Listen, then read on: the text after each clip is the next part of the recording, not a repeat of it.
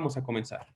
La primera diapositiva refiere a qué es la izquierda. No obstante, considero que es muy importante, antes de señalar qué es la izquierda, que podamos definir qué es la derecha. Gerardo, aquí ya que te estoy observando, ¿cómo tú concebirías a la derecha en el entendido de que es un conjunto de doctrinas, ideologías, corrientes y movimientos políticos? ¿Qué es la derecha? ¿En qué se caracteriza?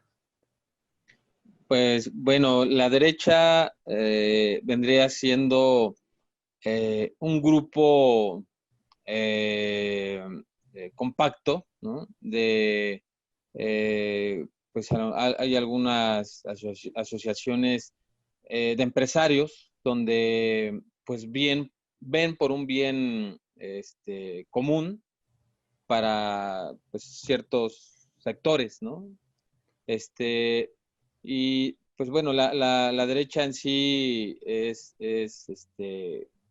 pues de ciertas actitudes conservadoras, ¿no? De ciertas Exacto. actos, ¿no? Conservadores. Y bueno, eso sería mi perspectiva. Efectivamente, muchas gracias por tu participación. En tanto a la derecha como a la izquierda, nosotros debemos entender los siguientes elementos, que es un conjunto de doctrinas. ¿Qué es una doctrina? Una doctrina es un conjunto global de conceptos teóricos que algunos autores o algún grupo de autores consideran como válidos. Un conjunto de ideologías, corrientes que pueden ser tanto económicas, políticas, sociales, culturales y movimientos políticos. Como bien refiere el compañero, la derecha se caracteriza porque el grupo de poder o la doctrina o la ideología defiende que hay determinados órdenes sociales y hay jerarquías que son inevitables, naturales o deseables. Y pues efectivamente son conservadores y defienden los intereses de la mayoría, de los grupos de poder, de los grupos que detentan este poder como tal. Ahora, en este sentido, ¿qué es la izquierda? La izquierda, ya entendiendo como doctrinas, recuerden, ideologías, corrientes y movimientos, lo que pretende es una protección de los sectores vulnerables. ¿Cuáles son los sectores vulnerables de la sociedad? Son aquellos que durante la historia han sido descuidados, los sin voz, los que no se han considerado en muchas ocasiones. ¿Cuáles son ellos? El sector obrero, el sector campesino, el sector indígena, e incluso pudieran entrar ahí algunas personas actualmente con algún tipo de discapacidad. Son aquellos que son olvidados, son aquellos que no están considerados. Lo que busca la izquierda básicamente es saber que existen estos grupos sociales y buscar un equilibrio social donde se garanticen los mismos derechos de toda la colectividad, ya que la sociedad está por encima del individuo. Si bien tenemos algunos orígenes de algunos antecedentes de la izquierda, por ahí de China antes del año 2070 antes de Cristo, es muy importante identificar dónde surgió el movimiento de izquierda. Bueno, el antecedente histórico de la izquierda lo podemos remontar en la toma de la Bastida, en 1789. Recordemos el contexto, donde en la toma de la Bastida ya habían grupos antagónicos que no estaban de acuerdo con la forma de gobernar de conservadora, sino que más bien también con toda esta cuestión del liberalismo espiritual, del liberalismo económico, del liberalismo del pensamiento, se requería que también se volteara a ver como los sectores vulnerables. Y justamente la toma de la Bastida en 1789 es justo el antecedente histórico. Algo que caracteriza a la izquierda es una heterogeneidad interna. ¿Qué quiere decir esto? Que dentro del propio sistema de izquierda, entendiendo como todos estos elementos que acabamos de platicar, hay una diversidad de pensamientos y esta diversidad de pensamientos hace una retroalimentación justo dentro de la izquierda. Ahora, en el cuadernillo de trabajo se propone una metodología para el estudio histórico de la izquierda. Se hace referencia a un modelo diacrónico sincrónico. ¿Qué es un análisis diacrónico y qué es un análisis sincrónico? El análisis diacrónico refiere a analizar en un mismo lugar en diferentes tiempos. Yo, por ejemplo, soy del Estado de México. Imaginemos que vamos a hacer un análisis del crecimiento económico del Estado de México durante las últimas 5 décadas. si podemos darnos cuenta, es una línea de tiempo con distintos episodios, pero es el mismo lugar. Por su parte, un análisis sincrónico refiere a aquel que se lleva a cabo en un mismo tiempo en diferentes lugares. A mí, por ejemplo, se me ocurre, si hiciéramos un análisis de la pandemia y de los efectos que ha ocasionado el COVID, podríamos hacerlo de manera sincrónica. Analizaríamos este mismo fenómeno en distintos lugares. Por ejemplo, cómo se ha dado en México, cómo se ha dado en Estados Unidos, cómo se ha dado en Europa, cómo se ha dado en África y las implicaciones. Ahora, básicamente con esta metodología se van a analizar tres bloques. El primero es el socialismo tradicional. El segundo es una crítica al socialismo tradicional y el tercero es una descripción del pasado. Aquí, si bien no vienen en la diapositiva, yo considero muy importante que podamos definir en términos muy generales cuáles son las similitudes y cuáles son las características que tiene el socialismo y el comunismo, porque en algunas ocasiones puede ser algo confuso o no podemos tener como bien identificada cuál es esa delgada línea que los diferencia. ¿Hay alguien que nos quiera dar su punto de vista de cuáles consideran que son las características de cada uno de estos sistemas, del socialismo y del comunismo, entendiendo estos como una doctrina socioeconómica y política? ¿Hay alguien que nos gustaría compartir su opinión? Vi que se conectó Nelly. Nelly, ¿tú tienes alguna idea que nos quisieras compartir de cuáles consideras que son las diferencias o en qué se caracteriza cada uno de estas doctrinas socioeconómicas y políticas? Hola, buenas tardes. ¿Me escuchan? Sí, sí, te escuchamos. Adelante.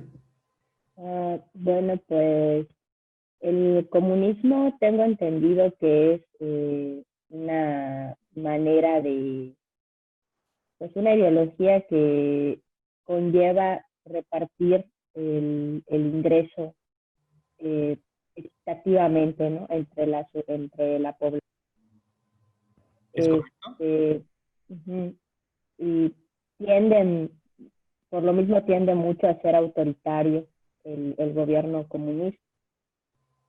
En cuanto al socialismo, pues igual tiene mucha influencia de la corriente del marxismo. Y bueno, busca más que nada igual la estabilidad social, también la lucha de clases sociales, tiene que sociales, pero no sé identificar mucho la diferencia, pues, entre socialismo y comunismo. Ok, muchas gracias por tus aportaciones. Mira, vamos a complementarlas. Vamos a diferenciar socialismo y comunismo. Lo primero va a ser el objeto. El objeto del socialismo es regular y, en su caso, disminuir la inherente lucha de clases. Ojo, no se trata de eliminarlas, más bien hay que disminuirlas, hay que disminuir la brecha. Por otra parte, el objeto del comunismo es la eliminación completa de las clases sociales, aquella que detenta los medios de producción y aquella que obtiene ese valor no retribuido del trabajador, que se queda ese ingreso, el que detenta los medios de producción. Eliminar las clases sociales, el comunismo. Ahora, otro aspecto es la administración de los recursos, que es lo que nos refería la compañera. En el socialismo, la administración la realiza el Estado, pero a través de una colectividad, de una organización colectiva. ¿Cuáles pueden ser estas? La clase trabajadora, los gremios agrarios y demás. El control lo tiene el pueblo. Por otra parte, en el comunismo, la administración de los recursos es tajante del Estado. El Estado es el dueño, el Estado es el gestor de todos los medios de producción y el control lo tiene el propio Estado. Y otro elemento que los diferencia es la distribución de las riquezas. En el socialismo, la distribución se da acorde al esfuerzo de cada individuo. Se le da más a quien más trabaja. Por otra parte, y como bien refería la compañera, la distribución en el comunismo es independiente al esfuerzo de cada individuo, sino que más bien se le va a dar más a quien más lo necesita. Y dos características que quiero compartirles del comunismo. Una es que ellos favorecen y ellos lo que buscan y pretenden es la supresión de la propiedad privada.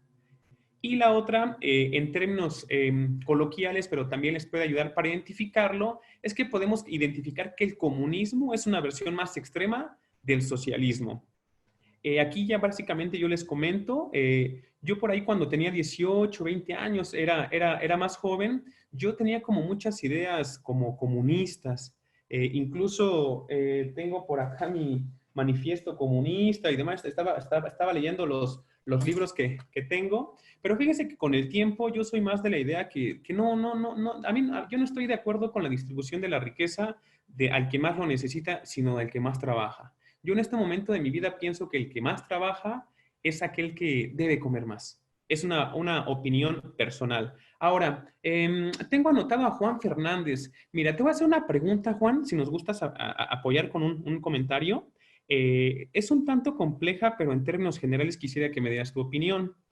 ¿Tú crees que el marxismo funcionaría en México, considerando el contexto socioeconómico que tenemos y aquellos fenómenos que tenemos en cuanto a corrupción, impunidad y todos estos elementos que durante los años han caracterizado a la sociedad mexicana? ¿Qué nos puedes compartir, Juan, al respecto? Sí, bueno, ¿me escuchan? Adelante, Juan. Sí, buenos días.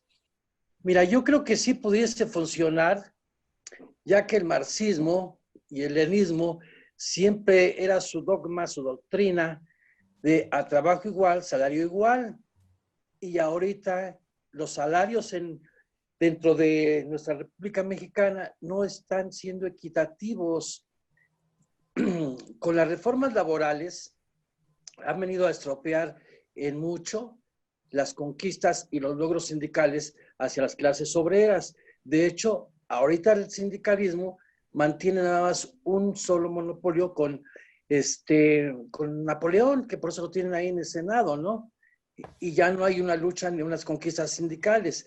Pienso yo que sí pudiese funcionar para un amplio desarrollo en cuanto a una iniciativa e incentivos por productividad.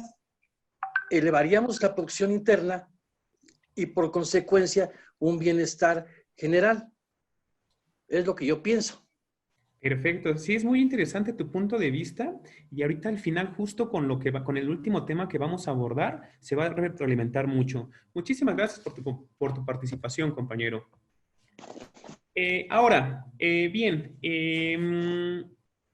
¿cómo tuvo un impacto el socialismo en el mundo? Ahora, si bien de los aspectos que caracterizan a la izquierda, más bien los aspectos socialistas tradicionales que se identificaron con la izquierda mexicana, tenemos la Internacional Comunista y el Partido Comunista de la Unión Soviética. Aquí, vamos a hacer otra pregunta. Juan Huesca, ¿tú recuerdas qué es la Guerra de Octubre de 1917? O bien, te va otro tip. ¿Recuerdas en qué consistió la Revolución Rusa? ¿Qué era lo que se pretendía? ¿Quién se quería derrocar? ¿Cuál era el contexto de ese entonces? ¿Nos pudieras comentar algo? Hola, buen día. La verdad es que desconozco el tema de la pregunta. Si estoy atento, estoy pendiente, pero sí, tu pregunta sí la desconozco. No te preocupes, todos desconocemos, pero distintas cosas. Muy bien, la Revolución Rusa se comenzó a gestar en 1917 y básicamente lo que se quería era derrocar al régimen zarista. Si recuerdan nuestra exposición anterior, hablábamos de una monarquía y que una de las características es que era hereditaria. Exactamente lo que se pretendía era derrocar esa monarquía hereditaria y se dio. Y esto también de los productos que resultaron de ello fue la creación de la República Socialista Federativa Soviética de Rusia, y la creación del partido bolchevique, liderado por Vladimir Lenin. Aquí es justo donde también ya Rusia ya instaura estas ideas del marxismo, del socialismo. Pero ahora, ¿cómo llegó esto a México? ¿Cómo es que estas ideas llegaron? Tenemos que tener el contexto que antes, en 1917, hace más de 100 años, no era como ahora, que tenemos las redes sociales y que compartimos la noticia y que tenemos la oportunidad de comunicarnos en segundos en distintas partes del mundo. Justamente lo que quería el partido bolchevique es que sus ideales se difundieran a lo largo del mundo. ¿Cómo lo hicieron? a través de representantes diplomáticos. Entonces, ¿cómo llegaron las ideas comunistas a México? Esto se debe a un personaje que se llama Mijaíl Grusenberg-Borodin. Él llegó a México en 1919 y estuvo hasta 1922. Él fue el representante diplomático que envió Lenin a nuestro país para difundir los ideales, el pensar del Comité Central del Partido Comunista Soviético, lo que llamo el Partido Bolchevique, y este personaje es súper importante porque fundó el Partido Comunista Mexicano en 1919. En unos momentos vamos a seguir hablando de él. Ahora, el Partido Comunista Mexicano ya empezó a adoptar las corrientes marxistas y aquellas ideologías que venían de Europa, y también empezó como a pensar cómo se instrumentaría en el actuar mexicano. Es de esta manera que también lo que se difundía, este partido bolchevique, eran las ideas de la Internacional Comunista. ¿Qué es la Internacional Comunista? Es una organización internacional, como su nombre lo dice, fundada en Moscú en marzo de 1919. Se fundó por iniciativa de Lenin y el partido bolchevique y agrupaba a partidos comunistas de diversos países. Básicamente, sus ideales eran los siguientes. 1. La supresión del sistema capitalista.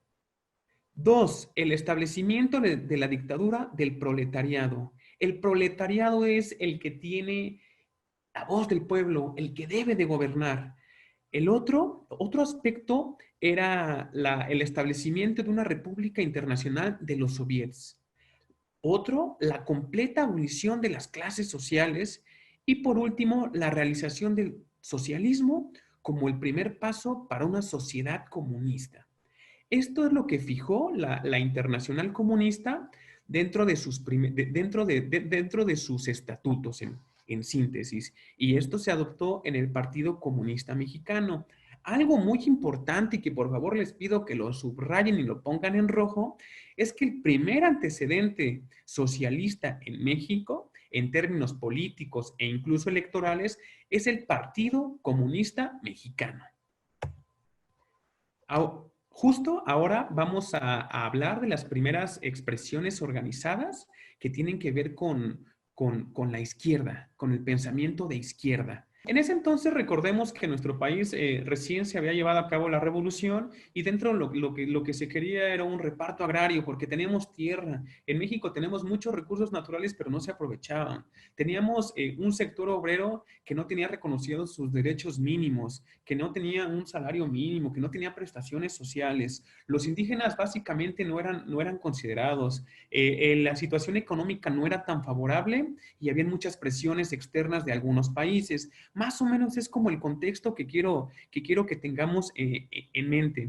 Bien, el Partido Comunista Mexicano ya obtuvo su registro en 1919. Ahora, aquí en la presentación vamos a ver unas fechas, un periodo más bien que yo señalé en negro.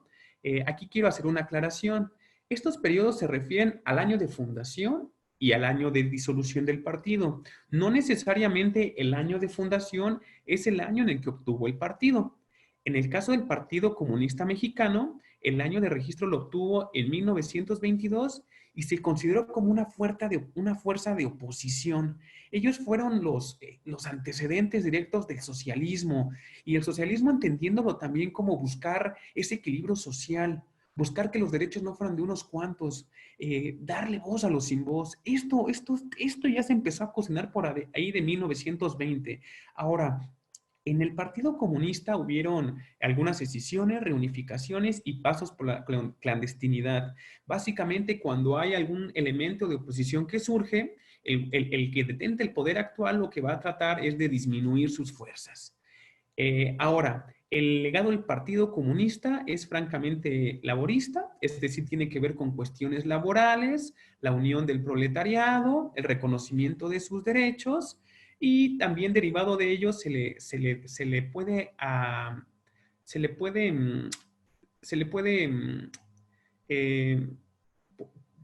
podemos señalar que gracias a ellos en parte se crearon algunos sindicatos en ramas como la industria, el campo y otros sectores populares a lo largo de la historia.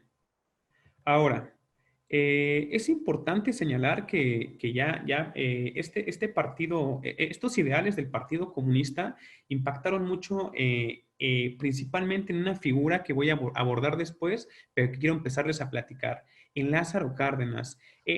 Lázaro Cárdenas, para mí un superpresidente que hizo cosas extraordinarias, podemos considerarlo como una izquierda popular. Ojo, no es lo mismo populista que popular. Popular por toda la gente, por todo el interés, por todas las masas que él lograba congregar. Él básicamente lo que buscaba era una justicia social y él hizo muchas acciones encaminadas a los siguientes cometidos: a salud, a vivienda, a trabajo. Él impulsó el reparto agrario, es decir, se hizo una expropiación de latifundios para que gente que no tenía recursos pudiera cultivar su parcela. Recordemos que uno de los ideales de la revolución es tener tierra para cosechar. En el aspecto laboral, se fundó la Confederación de Trabajadores de México, y en el aspecto energético y petrolero se hizo la expropiación petrolera como tal. Se fundó Pemex y el Instituto Politécnico Nacional. No obstante, aquí es importante señalar que no todo fue miel sobre hojuelas. La otra cara de la moneda es que algunos atañen a Lázaro Cárdenas, que él implementó un socialista mexicano. ¿Qué es decir eso? Que fue un socialista como a medias, porque si bien se llevaron a cabo muchas acciones encaminadas a la colectividad, al reconocimiento de los derechos, hasta la satisfacción de las necesidades de la gente que menos tiene, también se protegieron a clases capitalistas, a inversionistas y a empresarios. Y también se recibieron a refugiados políticos de diversos países, principalmente aquellos de la Guerra Civil Española. Incluso después se fundó la Casa Española en México, y también a León Trotsky, al ruso. El partido, yo aquí lo que quiero cerrar del Partido Comunista Mexicano es que sembró la semilla del espíritu de lucha. Los sin voz empezaron a elevar su voz. Ahora, hay otro partido, el Partido Laborista Mexicano, el PLM. Se fundó en 1919 y su disolución se llevó a cabo en 1940. Fue fundado por Luis Morones, uno de los principales dirigentes sindicales del país, y el Partido Laborista Mexicano fue un brazo político de la Confederación Regional Obrera, siendo en ese entonces el sindicato más poderoso del país. Marcos Nahum, espero que sí esté pronunciando bien tu nombre. ¿Nos puedes recordar qué es un sindicato, de cuáles son los objetivos del sindicato, por qué surgió el sindicalismo? ¿O nos puedes referir algo de esto, compañero? Porque si bien estamos hablando de cuestiones laboristas, antes no había como una asociación. Sí, gracias. Buenos días. Adelante, Marcos. Gracias. Un sindicato tiene como primer objetivo, pues, defender el derecho de los trabajadores, ¿verdad? Tener pues bajo la ley del trabajo, la ley federal del trabajo, pues garantizar sus derechos laborales. Históricamente no recuerdo los antecedentes, pero pues es el objetivo del sindicato, velar por los intereses de los trabajadores. Efectivamente, muchísimas gracias. Yo no lo hubiera defendido de mejor manera. Justamente vamos a unirnos, vamos a determinar nuestros derechos, que se nos cumplan, entendiendo a ellos como el salario, como nuestras prestaciones sociales, como la seguridad social que no se tenía, y nosotros hay que ser un contrapeso para el patrón, para que haya un equilibrio, para que la relación patrón-trabajador no sea lineal, para que haya este equilibrio. Muchas gracias por tu aportación. Ahora, un antecedente,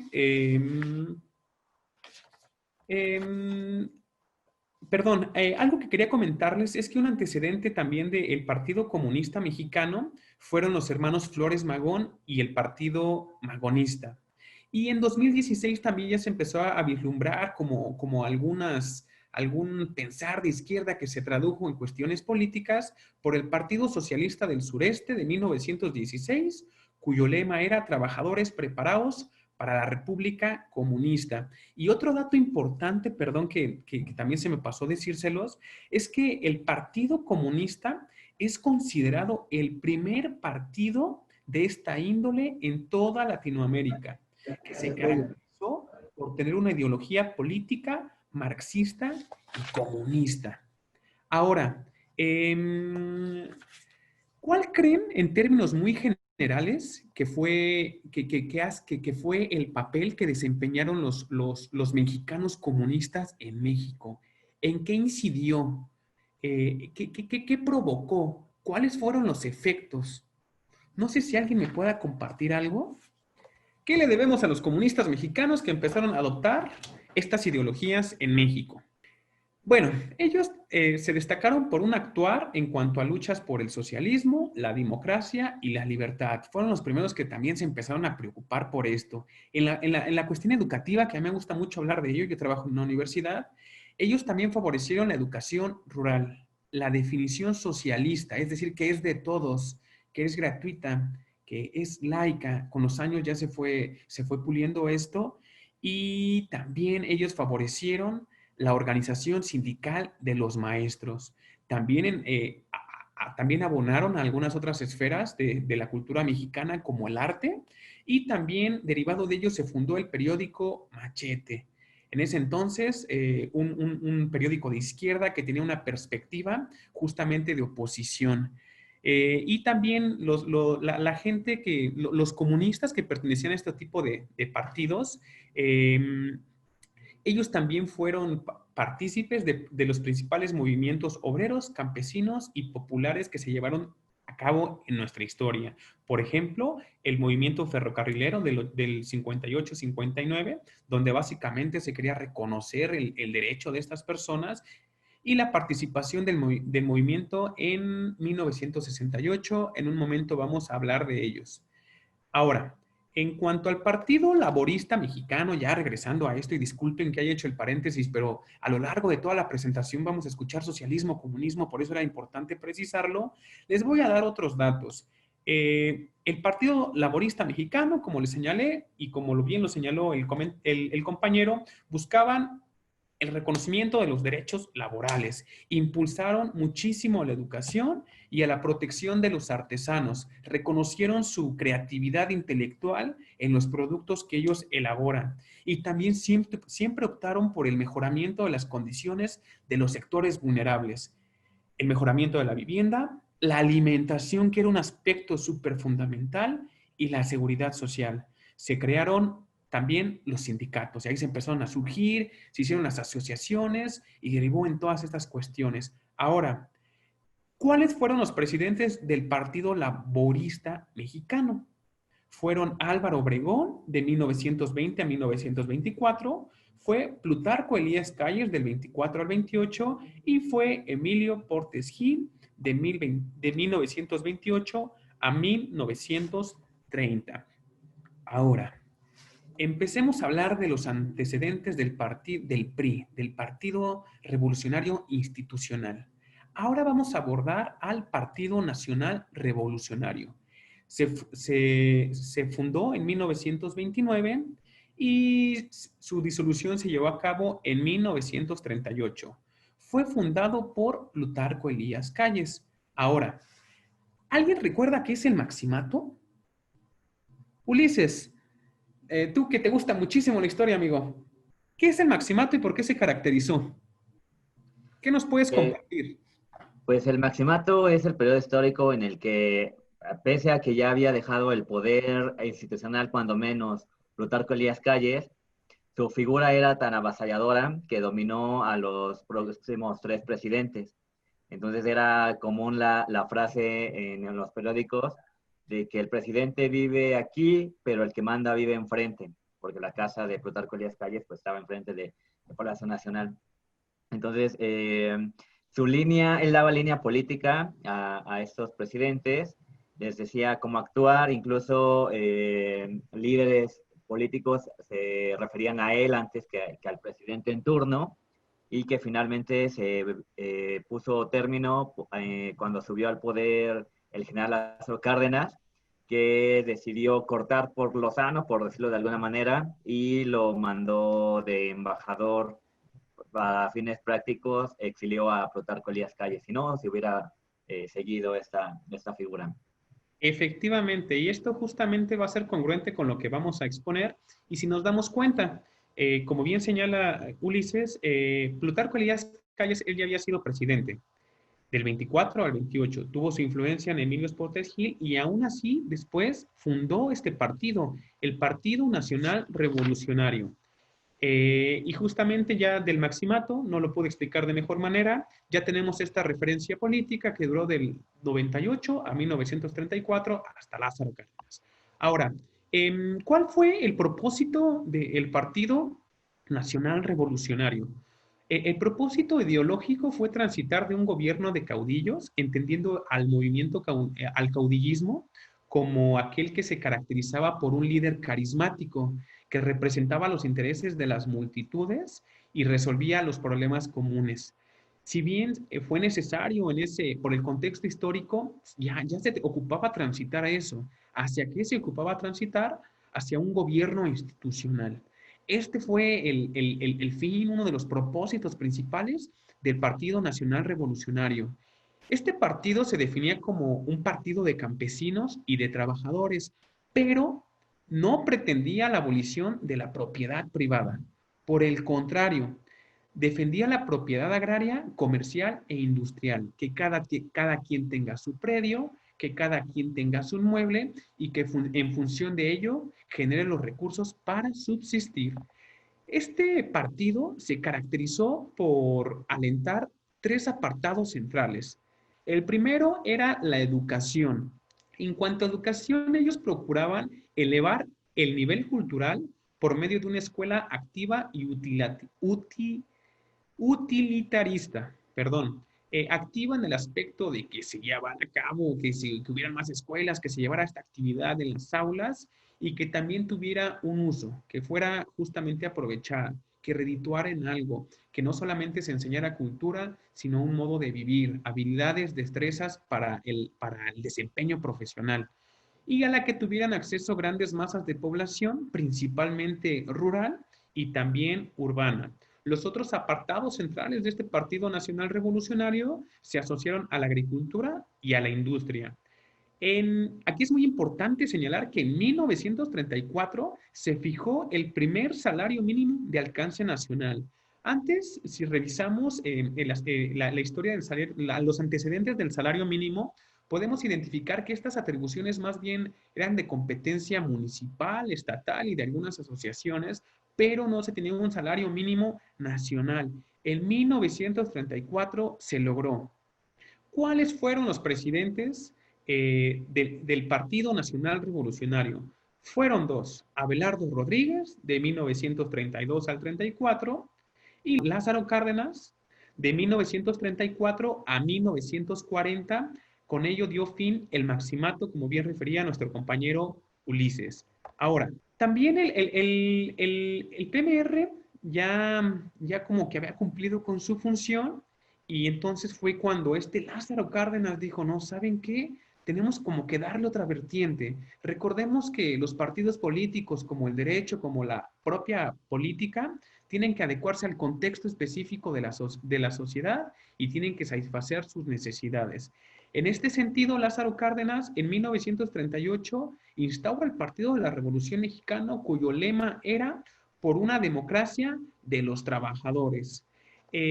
Lázaro Cárdenas es muy importante aquí que lo tengamos en mente. Él lo que buscaba era instaurar una estructura de carácter corporativo o corporativista. Hugo, ¿qué nos puedes compartir de esto, compañero? ¿Qué te imaginas? ¿Qué piensas? ¿Algún compañero que quiera como compartirnos su punto de vista? ¿Alguna idea? ¿A qué le suena? Miguel, por favor, ¿qué nos compartes, amigo?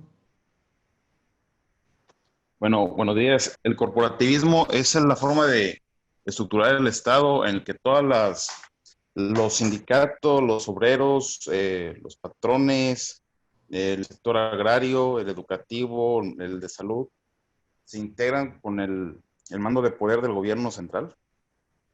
Es correcto.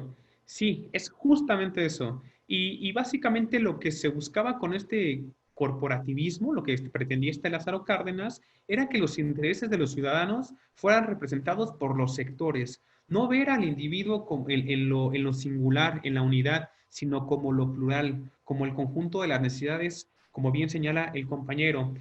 Y aquí fueron representados por diversos sectores, como bien refiere.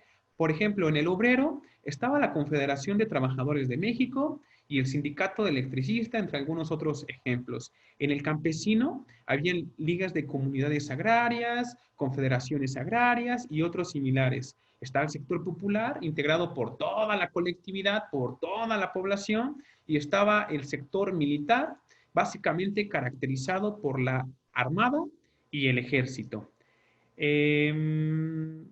Aquí también dentro de ya los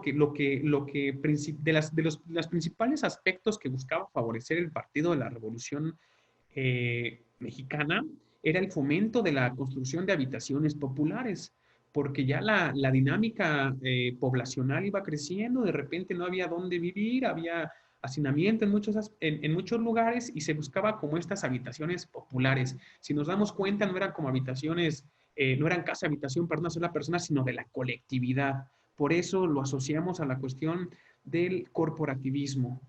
También se apoyó a la clase obrera y se impulsó mucho el derecho de huelga, que antes no se tenía, el derecho de huelga. Y se propició la intervención del Estado en la economía.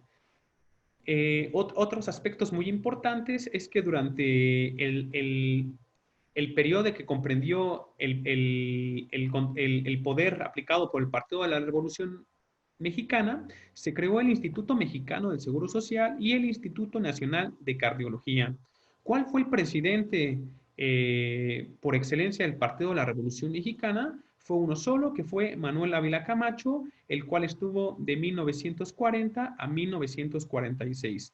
Omití comentarles que desde el periodo presidencial de Lázaro Cárdenas, el periodo de un presidente de 4 años transitó hasta 6.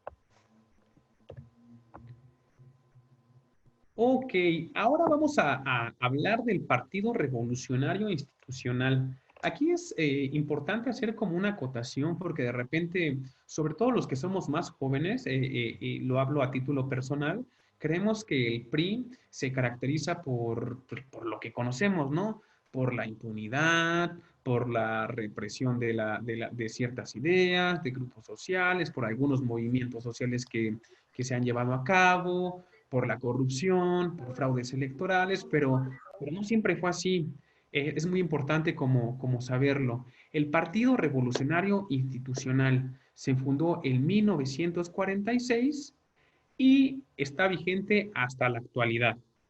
Aquí también como paréntesis quiero comentarles que el PRI actualmente sí está como buscando una reingeniería interna porque pues corre el riesgo de no subsistir si no se adecua al contexto actual. Ok, ¿qué les puedo hablar del Partido de la Revolución Institucional? Es sucesor del PNR y del PRM. En origen se constituyó por un partido de izquierda consciente de una lucha social derivada de la Revolución Mexicana. Los invito a que después, por ahí que tengan oportunidad, lean cuáles eran los estatutos originales del PRI y tiene muchas características, muchas ideologías, muchos conceptos de izquierda que a mí francamente pues me sorprendieron. Ahora, también tenemos que entender que por ahí de los 70s, 80s, la dinámica económica tanto nacional como a nivel internacional pues iba cambiando, ¿no? Ya no era tanto el liberalismo clásico, sino que ya también habían otros conceptos como el neoliberalismo, como el capitalismo, y era como adecuarse a la sociedad. A final de cuentas, un Estado-nación requiere de recursos pues para poder subsistir, para poder solventar sus gastos y también para lograr los cometidos del propio Estado en materia de educación, en materia de salud, en materia de vivienda, en materia laboral y en todas estas, en otros cometidos. En particular, en los 80 ya se transversó del pensamiento de izquierda a más bien no tanto preocuparse como por la colectividad, por la sociedad, por el derecho del que no tiene, sino ya vislumbrar como lo que se requeriera más como un crecimiento económico. Derivado de ello, pues se privatizaron algunas empresas. Ejemplos por excelencia está Telmex, está Banamex, está Ferrocarriles Nacionales de México, etcétera. A partir del gobierno de Miguel de la Madrid, que abarcó del 82 al 88, también ya se introduce el concepto de neoliberalismo. Ya estaban por ahí impactando las nuevas corrientes doctrinarias, por ejemplo, austríacas principalmente, sobre el neoliberalismo. Ahora, Fabián, si bien este tema lo vamos a abordar después, en términos generales, ¿qué es el neoliberalismo? ¿Qué entiendes que es? ¿Por qué se caracteriza? ¿Qué nos pueden señalar del neoliberalismo? Entendiéndolo como una corriente principalmente económica, pero también como un sistema político. También si alguno quiere comentar algo, con todo gusto pueden encender su micrófono, levantar la mano. ¿Qué entendemos por neoliberalismo? ¿Qué recordamos de nuestras clases? ¿Qué hemos escuchado en las noticias? ¿Qué es? ¿Qué es? Pues todos hablan de él, pero ¿qué es? En el neoliberalismo todo es mercado, la salud es mercado, la educación es mercado, la vivienda es mercado, todo se hace negocio. Lo único que parece ser que no hace negocio es el sistema judicial y creo que nada más. Es todo lo que no hace negocio. ¿Y todo lo demás. Perdón. ¿Cuál crees que, si bien todo es negocio, todo es generar dinero, todo es tener una utilidad? El mercado es el que determina los propios costos. ¿Cuál crees que es el papel del Estado en esta dinámica? Pues según ellos, el Estado nada más debe de garantizar tu seguridad. De ahí en fuera no hay ningún otro papel. Es correcto. Y aquí nada más para complementar, justamente el Estado va a señalar, ¿saben qué? Yo nada más voy a garantizar los derechos mínimos y voy a garantizar que el propio mercado determine el precio de las mercancías, que el propio mercado determine el libre comercio, y también aquí una característica, como les había señalado, es la privatización de los servicios otorgados por el Estado. Y también la reducción de impuestos y también la implementación de beneficios fiscales, por ejemplo, paraísos fiscales. El poder es del capital, no del trabajador. Muchas gracias por tu participación, compañero. Ahora, los presidentes, el primer presidente del PRI fue Miguel Alemán, desde 1946 a 1952, y duró un amplio periodo, ya como todos lo sabemos, hasta Ernesto Zedillo, del 94 hasta el 2000, hasta que surgió una fuerza conservadora llamado Partido Acción Nacional, que aprovechó el liderazgo carismático de Vicente Fox y acabó con ese imperio político que se tenía. También es importante señalar que el PRI en las últimas décadas se ha caracterizado por ser un partido corrupto, un partido impune y un gobierno represor. Yo lo digo en meros términos académicos, es importante hacer esa precisión. Ahora, si bien ya señalamos que todo el PRI tuvo como antecedentes de gente que se preocupaba por temáticas sociales y de los sectores vulnerables, esta gente de repente dijo, oye, pues es que también tu ideología ya no es congruente con la mía. O sea, tú ya estás más preocupado por generar una riqueza, por preocuparte por el que no tiene. Oye, entonces como que a mí ya no me gusta tanto tu actuar, y de repente ya políticos y militantes dejaron el PRI y buscaron algunas nuevas, otras alternativas políticas, principalmente el PRD. No quiero ahondar más porque a continuación vamos bueno, en un momento vamos a hablar sobre este impacto que tuvo en el PRD. Ahora vamos aquí en 1988, solo para complementar, tuvo su mayor decisión con la separación de la corriente democrática, que derivó en la creación del Partido de la Revolución Democrática, que justamente es lo que les acabo de señalar, encabezado por el ingeniero Cuauhtémoc Cárdenas. Ahora, hay algunos otros partidos que es importante tomarlos en consideración. para fines de identificar cómo es que se fueron cocinando, cómo se fueron constituyendo estos ideales sociales, estos ideales comunistas, marxistas, leninistas dentro de nuestra población, que es el antecedente de la izquierda en México. Pues aquí tenemos al Partido Popular. Se constituyó en 1948 y estuvo vigente hasta 1961. ¿Qué les puedo comentar de este partido? Fue fundado por Vicente Lombardo Toledano, secretario de la Confederación de Trabajadores de México de 1936 a 1949. Hay que recordar el peso sindical y el peso laboral que tenía, laborista más bien, que tenía esta Confederación de Trabajo, y también fue fundado por Jorge Cruikshank García, un político mexicano. ¿En qué se caracterizó este partido? En tener una ideología laborista, es decir, de los trabajadores, del reconocimiento de sus derechos, y posteriormente se hizo de un corte socialista, de un corte marxista-leninista. Ya se empezaron como a adaptar a estas ideas y se empezaron como a articular.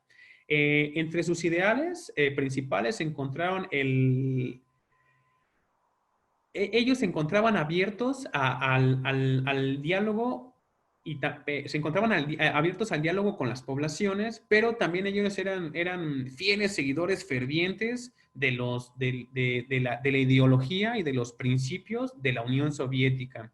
Ellos también se caracterizaron por un notable desprecio al imperio yanqui, es decir, al imperio norteamericano, y también se caracterizaron por repudiar casi siempre, por no decir siempre, al gobierno que estaba en turno y principalmente al PRI. Ahora vamos a hablar del Partido Populista Socialista.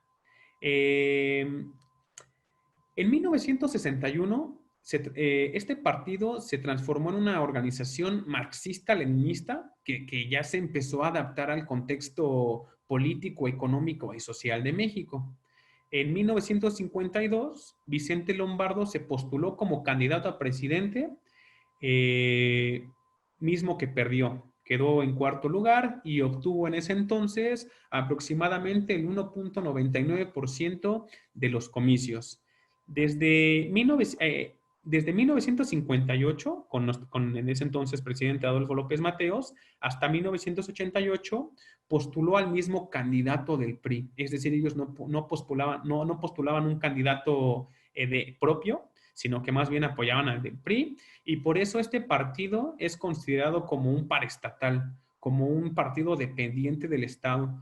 Fíjense que por ahí leyendo un poco y escuchando algunos videos para presentar esta participación que tengo, había una persona que señalaba que el gobierno mexicano siempre favoreció a la creación de partidos de izquierda y partidos socialistas y comunistas para que en teoría se pensara, cuando menos en el papel, que había como una lucha de poderes, que había como partidos de oposición, que había como una apertura de pensamientos que permitían un ejercicio democrático. No obstante, estos partidos como este que estamos viendo, no tuvieron un peso tan fuerte, y también de repente se aperturaron tantos partidos que incluso la misma izquierda empezó como a fragmentarse, y empezaron a divide y vencerás, empezaron como a hacerse algunos segmentos de la izquierda que se caracterizaban por algunas diferencias ideológicas. Ahora, en 1900, este Partido Popular Socialista, en 1988 conformó el Frente Democrático Nacional. Esto es súper importante. Este frente se integró junto con el Partido Auténtico de la Revolución Mexicana y el Partido Mexicano Socialista. Se integraron y en ese entonces presentaron como candidato a Cuauhtémoc Cárdenas, el cual quedó en segundo lugar con el 31.12% de los comicios. Ahora, vamos a hablar del Partido Socialista de los Trabajadores. Se fundó en 1975 y estuvo vigente hasta 1987. Esto deriva de la reforma política de 1977 y aquí quiero hacer una acotación. Gerardo Rodríguez, compañero, ¿tú recuerdas de qué se trató esta reforma política del 77? ¿Cuál fue su impacto? ¿Cuál fue su propósito? ¿O más o menos sobre qué versa? ¿Nos puedes compartir algo o bien alguno de los compañeros? Recuerden que mientras más participemos va a haber una mejor retroalimentación. Reforma política de 1977. ¿Les suena algo? ¿Recuerdan algo? Bueno, la reforma política de 1977 fue un proceso de transición democrática en nuestra república, donde se pretendía pasar de un esquema hegemónico.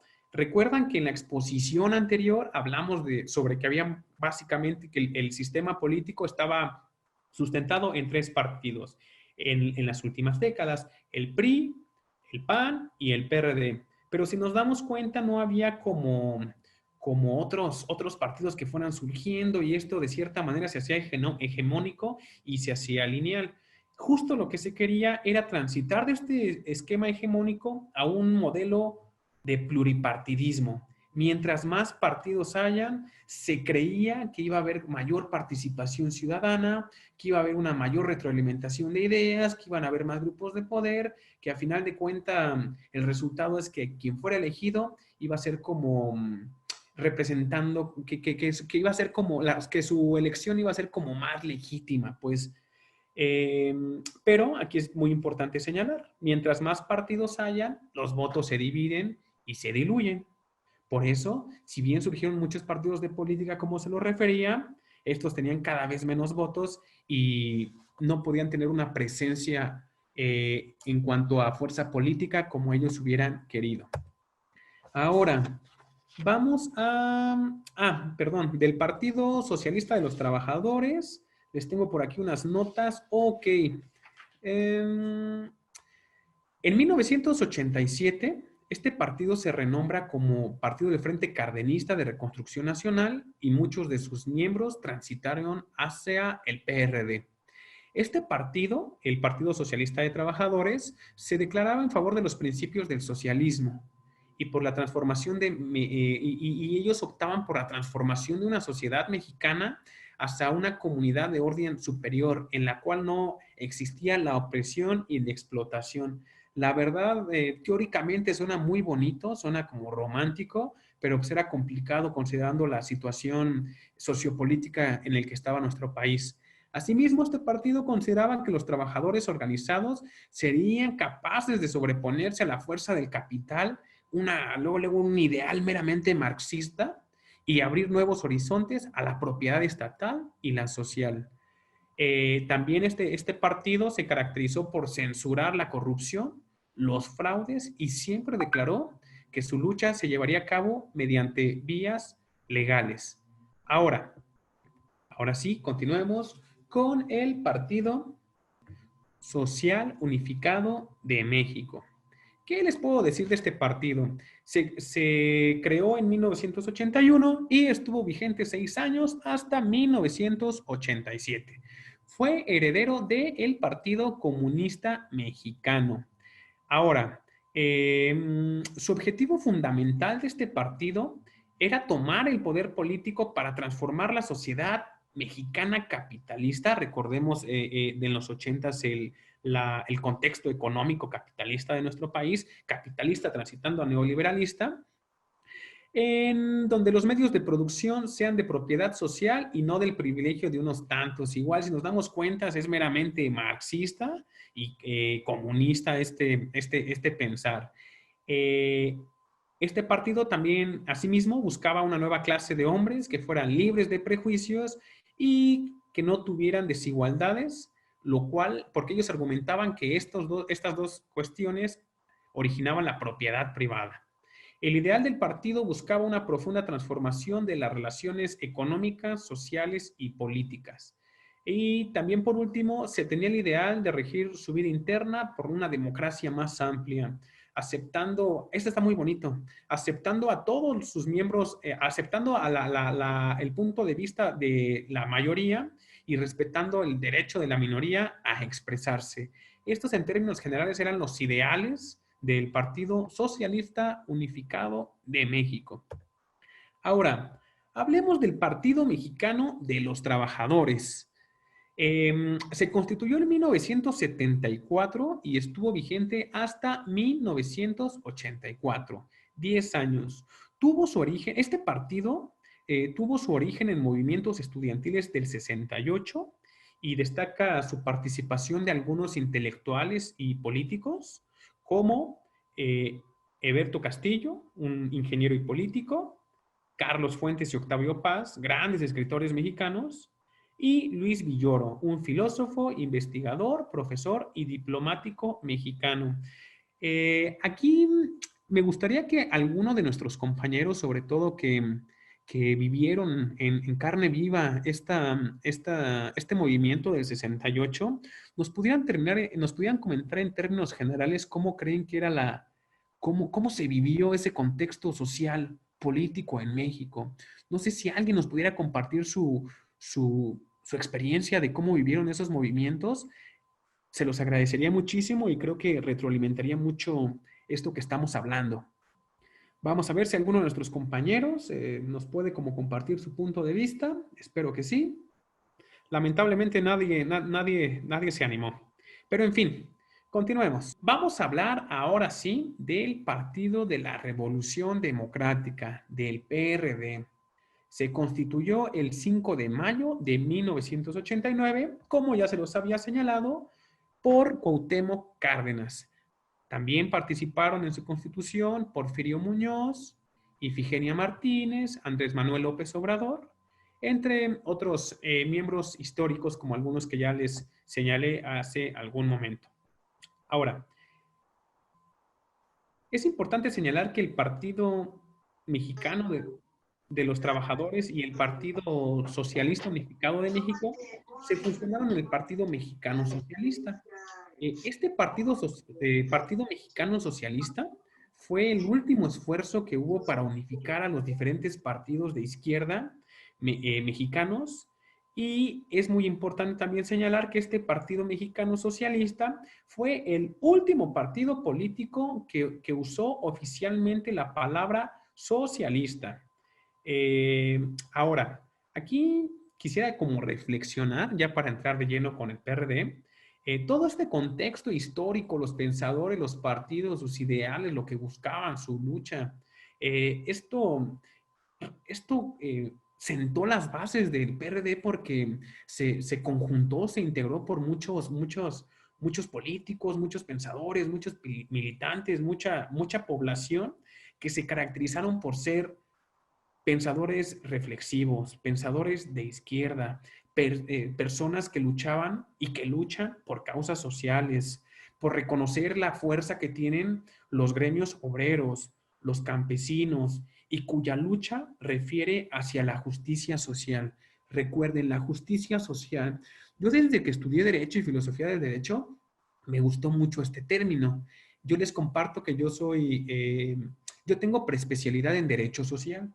El derecho social es aquel que versa sobre los sectores vulnerables de la sociedad. Por ejemplo, el derecho laboral, el derecho agrario, el derecho indígena, e incluso también puede entrar el derecho ambiental. A mí me gustan mucho todas estas causas, y yo soy de la idea de que hay que apoyar al desfavorecido. Ahora, ¿cómo entendemos la justicia social? La justicia social es aquel compromiso que tiene el Estado para compensar las desigualdades que surgen del mercado, generar riqueza, o de algunos mecanismos propios de la sociedad, como las clases sociales. No es lo mismo si, por ejemplo, Salatiel nace en una familia que el poder adquisitivo es bajo, a si alguien nace en una familia que tiene un poder adquisitivo alto. Cuando queramos estudiar, va a ser complejo, mi alimentación va a ser distinta, la habitación que yo voy a tener va a ser distinta, y se hacen como algunas brechas que no necesaria, que más bien dependen de aspectos externos a mí. Ahora, la justicia social en una sociedad refiere a que los derechos humanos son respetados y las clases sociales más favorecidas cuentan con oportunidades para el desarrollo. Hay que apoyar al que más lo requiere. Ahora, como les señalaba, el PRI, ya con el paso de los años y con la transición allá a un sistema económico capitalista, posteriormente neoliberalista, dejó de darle peso a las políticas sociales y empezó a privilegiar aquellas políticas mercantilistas. Y también algo que influyó mucho fue todos los eventos que tuvieron de represión, de impunidad, toda la corrupción que los caracterizó y los fraudes electorales. Por ejemplo, en la elección del Poder Ejecutivo Federal de Carlos Salinas de Gortari, cuando en la terna estaba Cuauhtémoc Cárdenas, lo cual creó la necesidad de muchos políticos, de mucha población, de muchos militantes, de crear un nuevo partido, pero que fuera de izquierda, de una izquierda bien hecha, de una izquierda en serio. Esto es lo que también ya empezó como a articular y le dio origen al PRD. Ahora, derivado de esto, se pueden identificar dos corrientes de izquierda en el PRD. Una, que son todas aquellas personas que pertenecían al PRI y que justamente por ya no estar de acuerdo con sus ideales y cómo actuaban, se fueron al PRD, y la otra se caracterizó por ser esa izquierda comunista, esa izquierda socialista, que justamente se relaciona con todo lo que los antecedentes históricos que hemos comentado. Ahora les voy a hablar de los resultados de las elecciones y cómo esto fue influyendo en quién detentaba el poder político en México. Aquí es importante señalar que el gobierno de Carlos Salinas de Gortari pues transcurrió con una animadversión hacia el PRD. No se les quería, hubo como una lucha mediática para minimizarlos, algunos fueron perseguidos e incluso hubieron algunas desapariciones forzadas. También algo que causó mucha molestia en términos generales pues fue el programa Solidaridad, que solamente que se quedó en el papel. Se denunció por tener un uso como base clientista bajo el pretexto del combate con la pobreza. Básicamente lo que se quería pues eran comprar votos. En las elecciones del 94, el PRD nuevamente lanzó como candidato presidencial al ingeniero Lázaro Cárdenas, no obstante volvió a perder la terna. Ahora, le hice un pequeño análisis sobre los resultados de las elecciones. Primero, resultados de las elecciones de 1988. ¿Quién quedó? Quien fue ganador de la terna, pues fue el PRI con Salinas de Gortari y tuvo el 48.9% de los votos. El Frente Democrático Nacional, que ya platicamos antes, tuvo el 29.9%. El Partido Acción Nacional tuvo el 17.7% de los comicios, el cual estaba representado por Manuel Cloutier. Y ahorita vamos a hacer un análisis de cuántos millones de mexicanos eligieron al presidente, el total de los votantes y cuál es su proporción respecto a la población actual para que vayamos viendo como esta dinámica. Para 1988, 9.687.926 mexicanos eligieron a nuestro presidente, es decir, votaron por el PRI. De un total de 38 millones. Recuerden, en el 88, 38 millones aproximadamente de mexicanos votaron.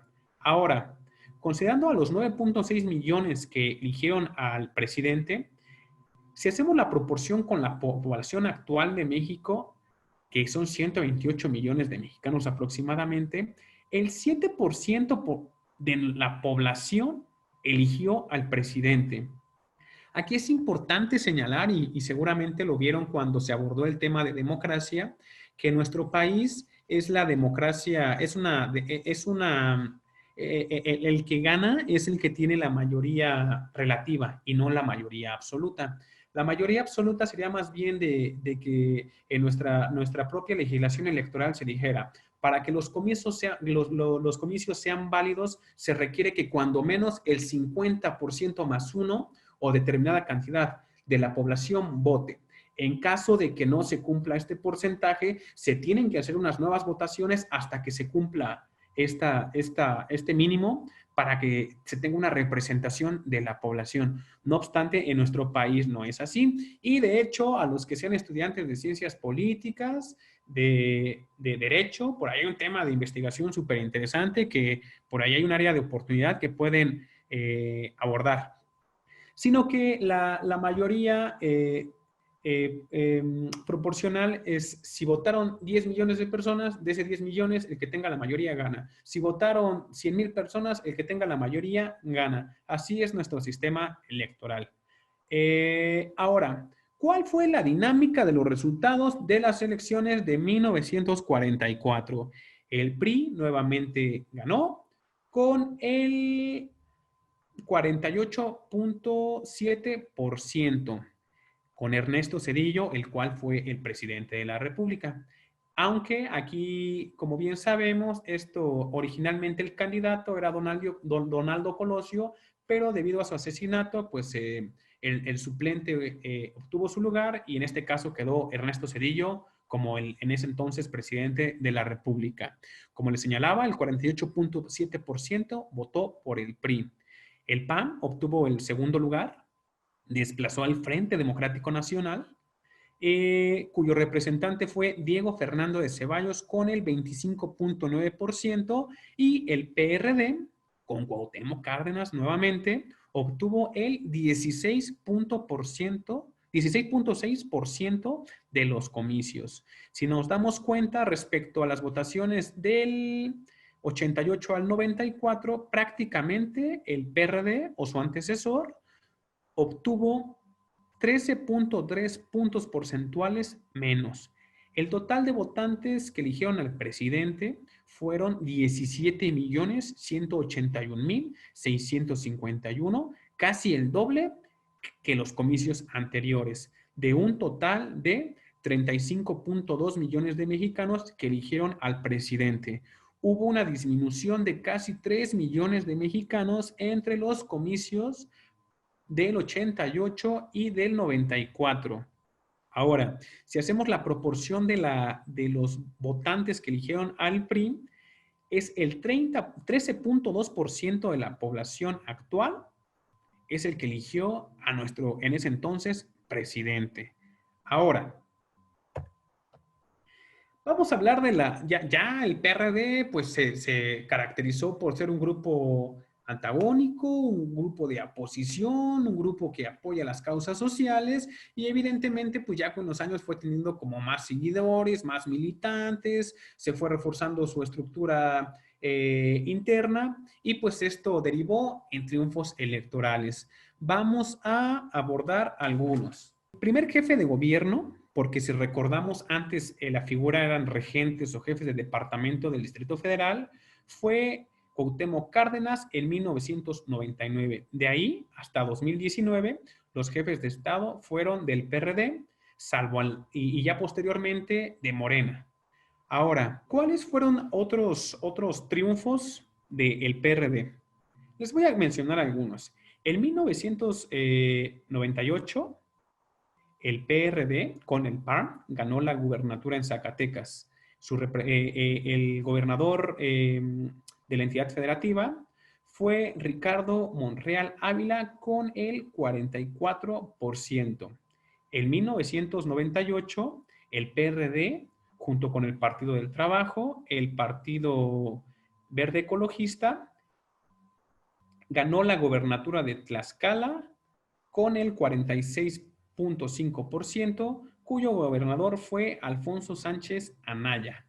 Ahora, en 1999, la coalición que tuvo el PRD ganó la gobernatura de Baja California Sur, cuya representante fue Leonel Cota Montaño con el 49.9%.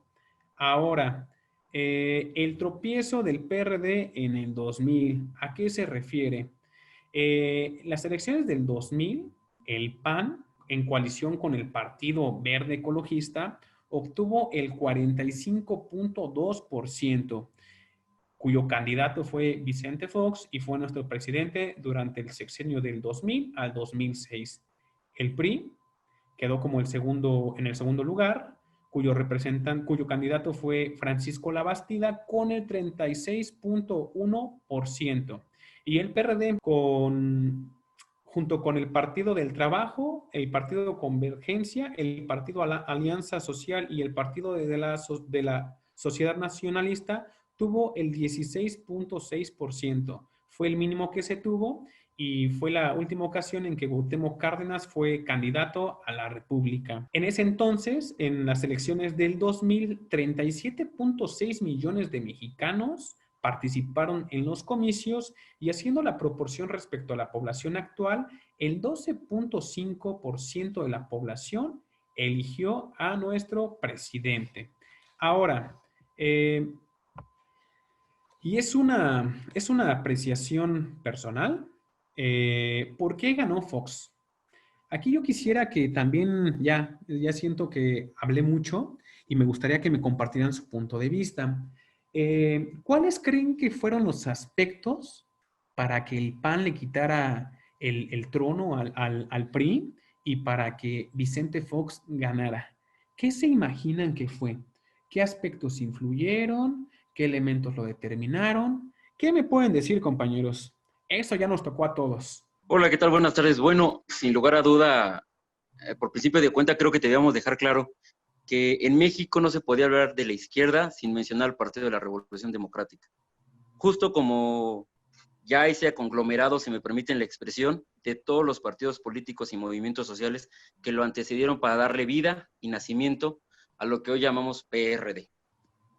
De ahí a la pregunta que usted menciona, creo que lo que le permitió a Acción Nacional poder llegar a Los Pinos en el año 2000 fue justo, me parece tal vez hasta como una pequeña comparación, ese manejo de redes sociales que tuvimos actualmente, pero en ese momento lo que pasó fue ese manejo de publicidad que se le dio a Vicente Fox, ese voto de hartazgo que la gente tenía con lo que llamó él la dictadura perfecta al PRI.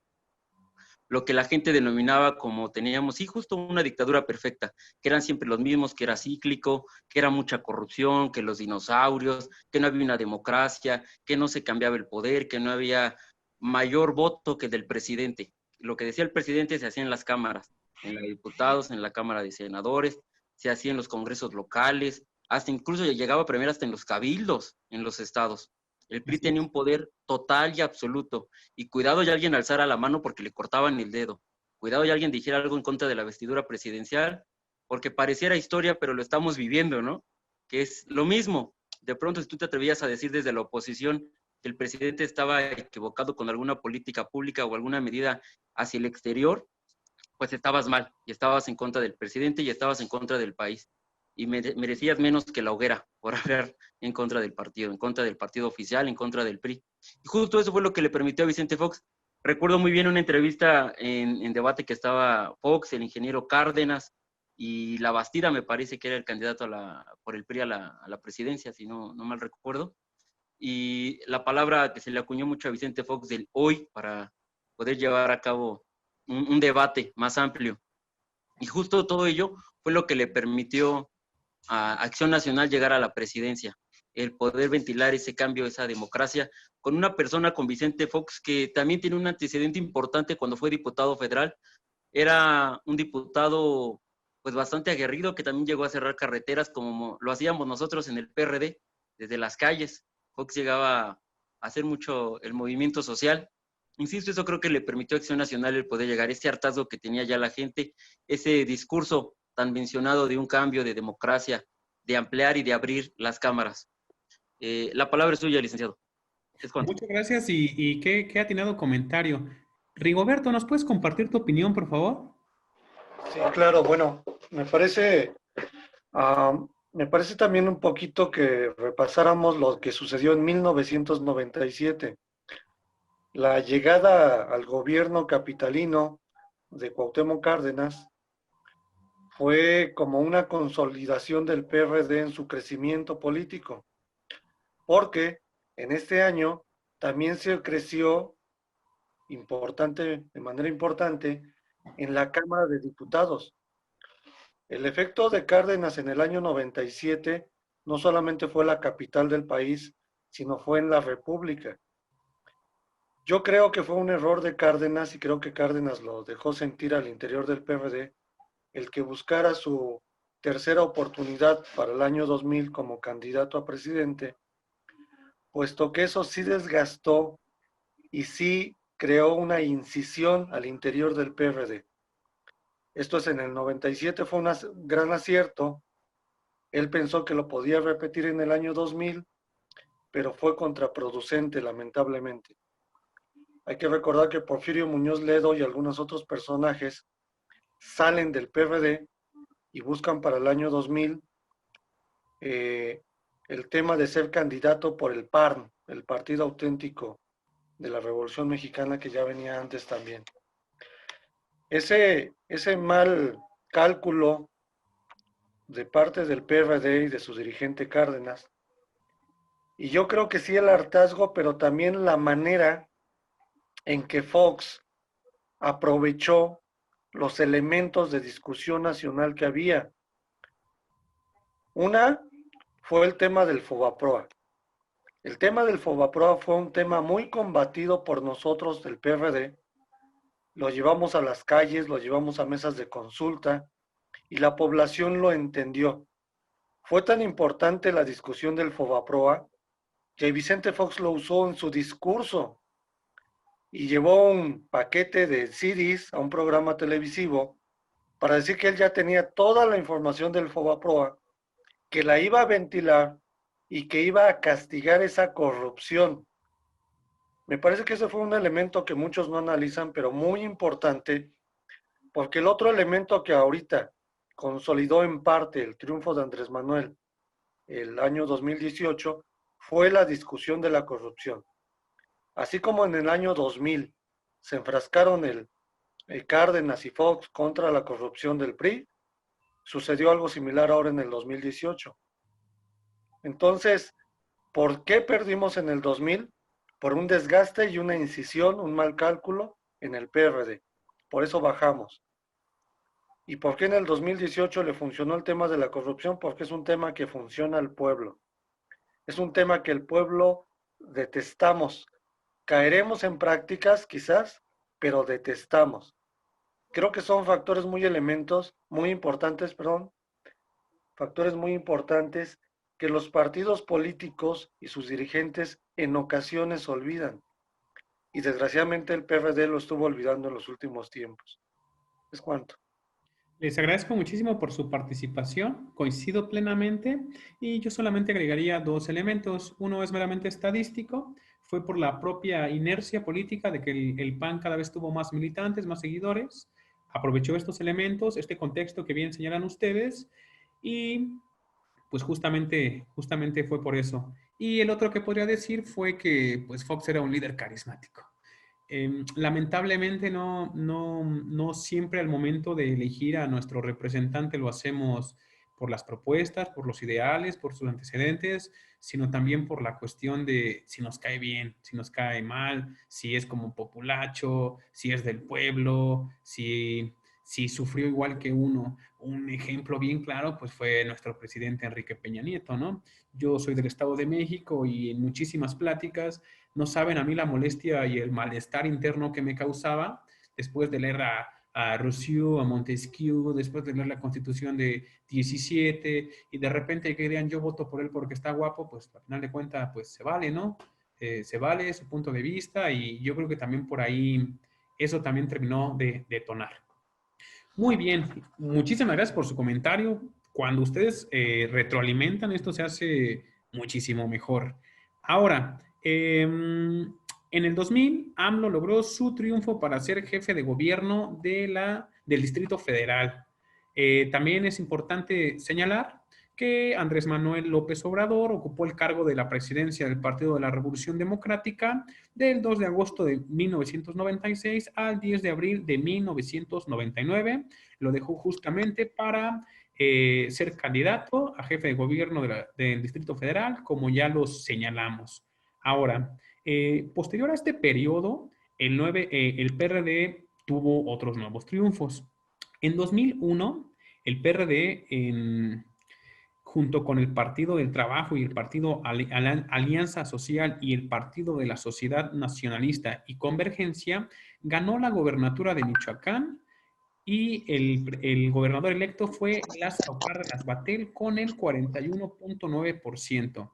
En 2004, el PRD ganó la gobernatura de Zacatecas, cuya candidata y posterior gobernadora fue Amalia García Medina con el 46.9%. Vamos a hablar de otros triunfos y una pérdida que tuvo. En el 2004, el PRD perdió Tlaxcala, ya que ganó la Alianza Ciudadana por Tlaxcala, liderada por el PAN. El PRD quedó en tercer lugar y aquí fue muy sonado porque esta candidata fue esposa del exgobernador Alfonso Sánchez en 1998, lo cual le restó como poder político.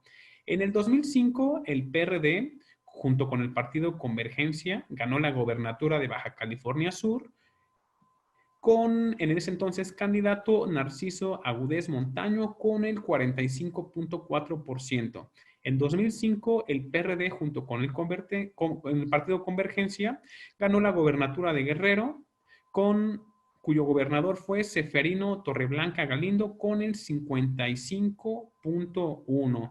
Y en términos de gobernaturas, de elecciones municipales, se ganó Ecatepec y esta tuvo un impacto muy grande porque en ese entonces fue el municipio más grande en términos de población, nada más 1.6 millones de habitantes. Ahora, rápido les voy a hablar de los resultados de las elecciones del 2006. Pues como bien sabemos, unas elecciones muy reñidas y por ahí se presume un fragante fraude electoral.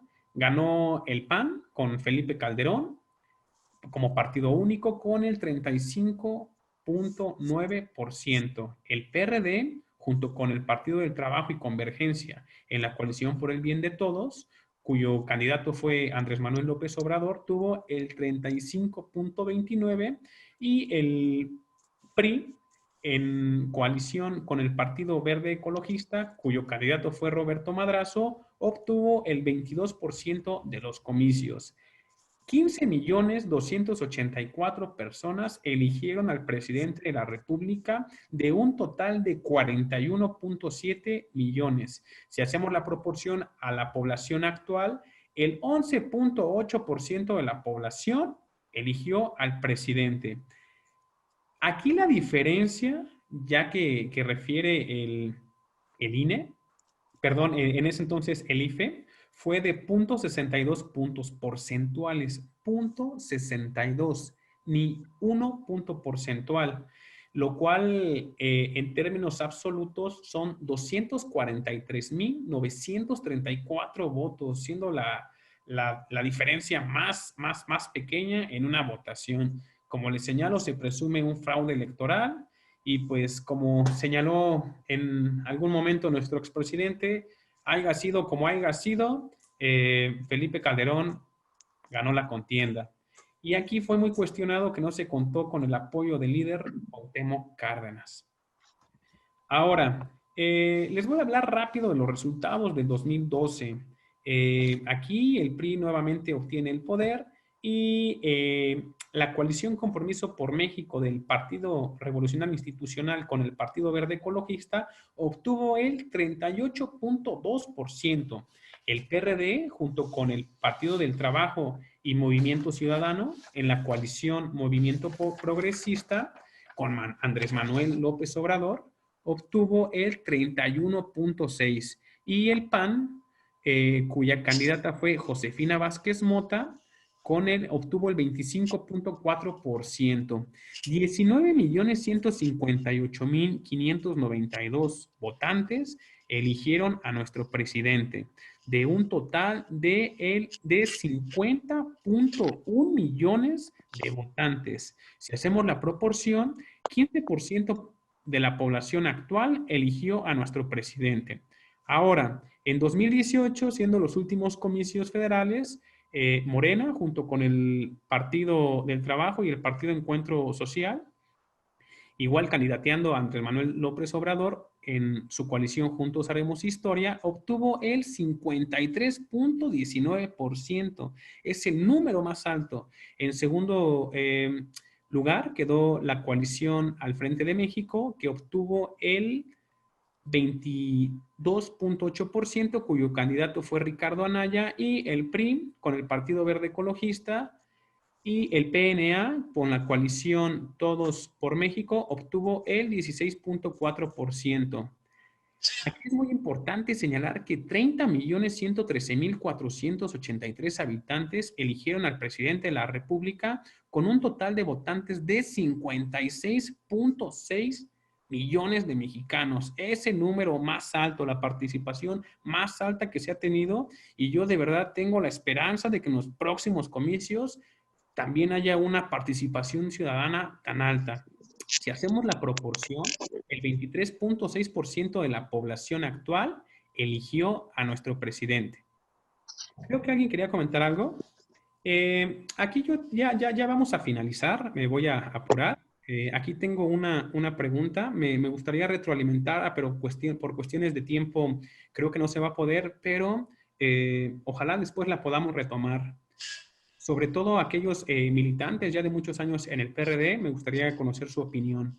¿Por qué creen que en las elecciones de 2018 el PRD hizo coalición con el Frente por México, con el PAN, siendo en teoría un partido antagónico, cuando menos en papel?